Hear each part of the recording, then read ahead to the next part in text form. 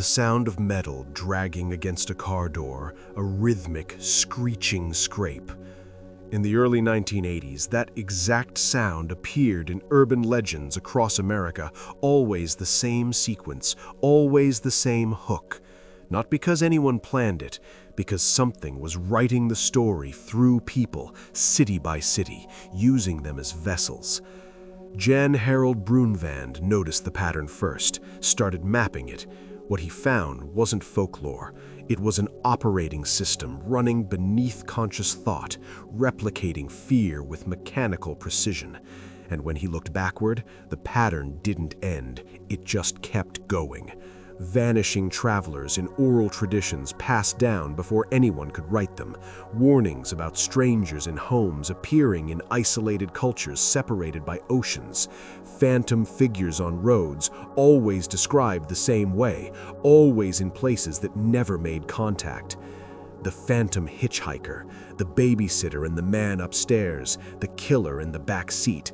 These weren't stories humanity invented. They were something that seemed to invent themselves, surfacing independently across continents and centuries. Fear itself has syntax, and it's older than any language you speak. Dr. Linda Day spent 40 years tracking how this works. What she discovered changes everything. Successful urban legends share specific architecture. They happen in ordinary places, parking lots you've walked through, houses that look like yours, to ordinary people, babysitters, teenagers, travelers, and they contain details so forensically specific that your brain files them as potential threats before you can think critically. A hook scraping metal in the dark, a corpse hidden in a back seat, the sound of breathing that isn't yours. These aren't supernatural events in distant realms. They're things that could be happening right now, in the parking lot outside, in the house down the street, in the car behind you at the stoplight. And that specificity hijacks something ancient in your neural wiring, something that was there long before you were. Here's what should disturb you. Your brain doesn't maintain clean separation between stories you've heard and experiences you've lived, not when the emotional intensity crosses certain thresholds. People who've only been told about traumatic events develop the same fear responses, the same visceral reactions as people who survived those events firsthand. The legend doesn't just circulate, it writes itself into your neurology as if you were there. You become a carrier, and the most successful legends are the ones you feel compelled to pass on because something ancient in your survival mechanism is screaming that others need this warning, even when you know it's not true, even when you can prove it's fiction. You can't stop thinking about it, can't stop the urge to tell someone. That's not you making a choice, that's the code running. The question isn't why these stories persist. The question is, if they're already inside you, rewriting how you perceive threat without your permission, operating like code you never agreed to run, what else are they changing about how you see the world? But if the Hookman was a slow-burning fever spreading through whispers over decades, what happens when the virus discovers the internet?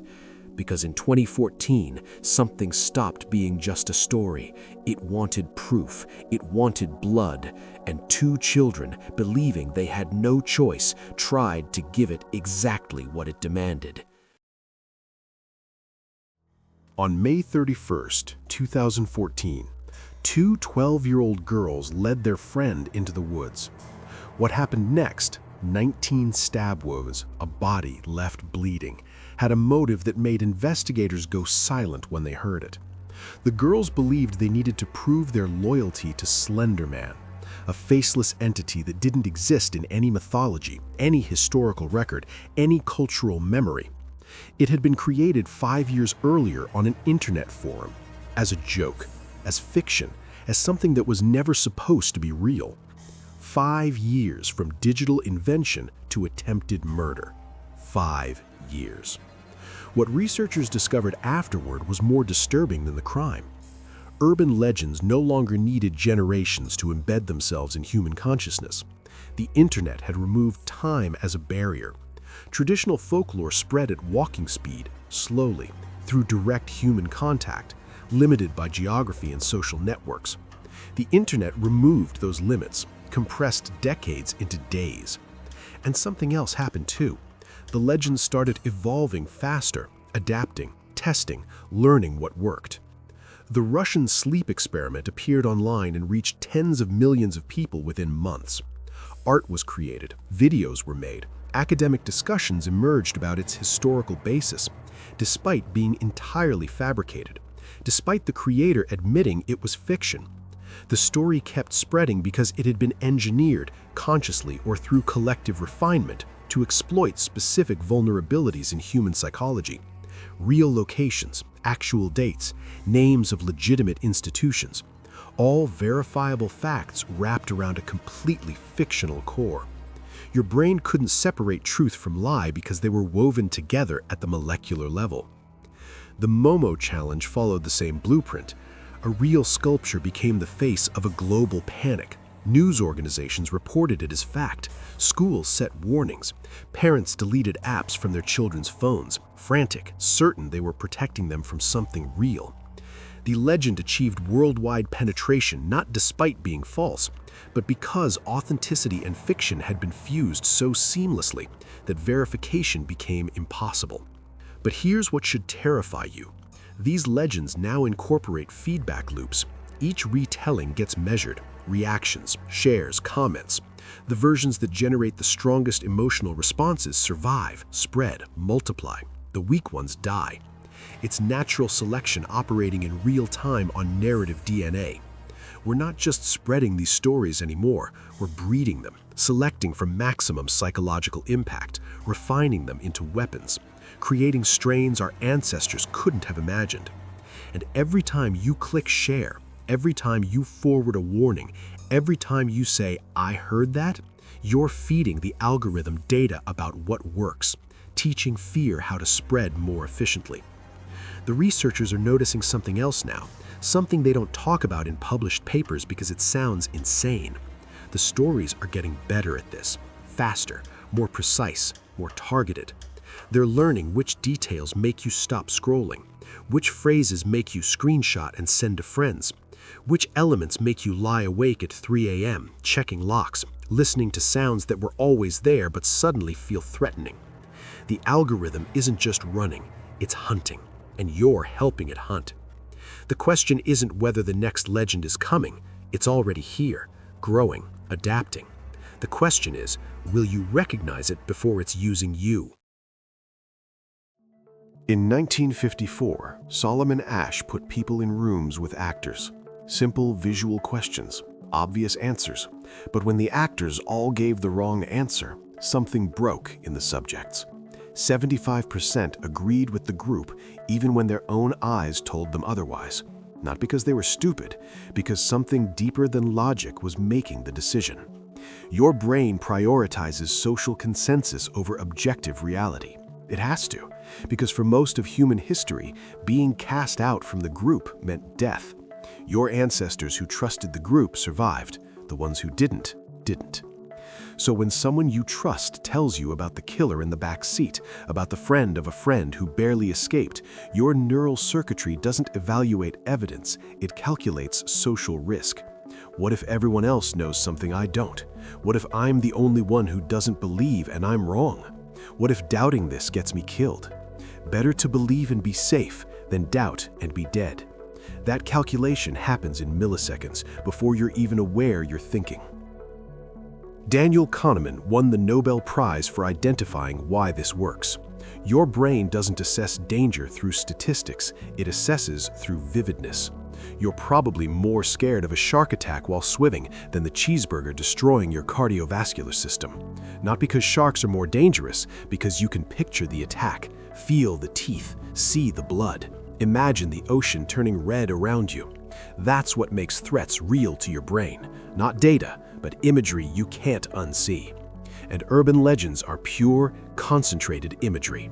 Razor blades hidden in candy, the hook scraping metal in the dark, the stranger crouched under your car right now. Researcher Joel Best spent 15 years investigating the Halloween candy legend, found 0 confirmed cases, 0. Yet the majority of parents still consider it a serious threat. The image overwrote reality, made the fiction more believable than facts.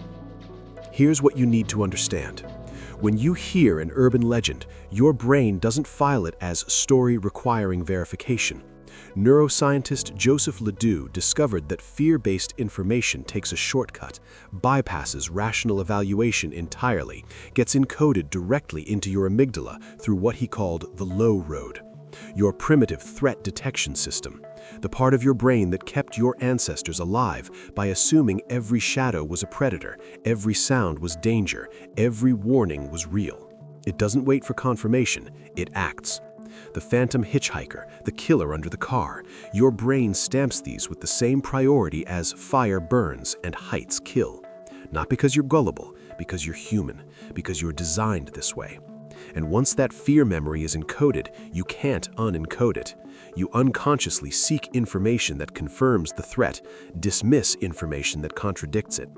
People remember threat-confirming details with dramatically higher accuracy than threat-denying details. Not because they want to, because their survival mechanism won't let them forget. This is why debunking doesn't work. You're not fighting false information, you're fighting millions of years of evolution. The legend doesn't survive because people are ignorant, it survives because human brains were built to host it. And right now, there are warnings circulating through you that you don't even recognize as legends anymore. Things you just know. Advice you give without questioning, fears you've accepted as reasonable. They're already inside you, operating, changing how you move through the world, and you have no idea which ones are real. When Orson Welles' 1938 War of the Worlds broadcast triggered panic, the fear didn't spread everywhere equally. It concentrated in specific regions. The places already terrified about European aggression, where dread had been building for months, formless and suffocating, waiting for something to give it shape. The broadcast didn't create fear, it gave existing fear a body, a name, a story, something people could finally point to and say, this is what we've been feeling. And this happens over and over throughout history, the same pattern repeating with mechanical precision. Urban legends don't emerge randomly. They form where the pressure is highest, where collective anxiety has built up but has nowhere to go, where people need their nameless fear to have a face so they can finally look at it.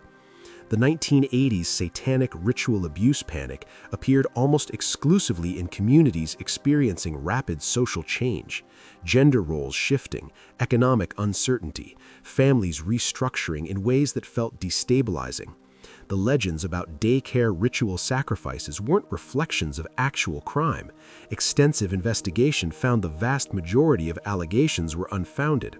They were something else, symbolic manifestations of anxiety that couldn't be spoken directly. Parental guilt about two-income households, terror that traditional structures were collapsing, fear that something fundamental was breaking. The legend gave that formless dread a concrete monster, something that could be fought, opposed, guarded against, something that made the fear feel manageable. Creepy clown sightings sweep 14 countries. Researchers noticed the reports peak in regions experiencing the highest institutional distrust, political upheaval, social fracturing, the sense that reality itself is becoming unreliable. The clown, a figure that wears a mask, distorts familiar forms, provokes both laughter and terror, becomes a perfect symbol for an era where authority feels deceptive and threats hide behind friendly surfaces, where nothing is what it appears to be. The pattern extends across all cultures, all political systems, all eras. Authoritarian societies develop legends about surveillance and betrayal, neighbors informing, ordinary objects containing hidden monitoring, walls that listen.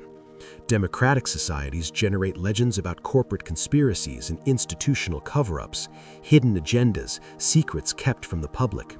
The legends aren't entertainment, they're coded warnings about fears that can't be spoken aloud, ways of rehearsing responses to threats that don't have official names yet. The AIDS crisis produced legends about intentional infection. The Cold War spawned stories of infiltrators and brainwashing. Post 9/11 America generated legends about sleeper cells. Each era encodes its specific terrors into folklore, not because people are paranoid, because the legends let them practice responses to threats they can barely articulate, fears too big or too vague to confront directly. Urban legends aren't corrupting perception, they're revealing what we actually believe reality is, the unspoken nightmare running beneath civilization, the thing everyone feels but nobody wants to name. And right now, in your time, new legends are forming around anxieties you're living through, fears you haven't named yet. The algorithm is running, measuring what makes you anxious, what makes you share, what makes you unable to sleep. Pay attention to the stories spreading right now around you, the ones that make you uncomfortable, the ones you hear from multiple people, the ones that feel true even when you know they can't be. Those aren't random. They're your era's fears taking shape, showing you what your culture is actually terrified of. And here's what should disturb you. They're also preparing you, training you, getting you ready for something. The question is, what? Here's what folklore researchers have spent decades trying to articulate.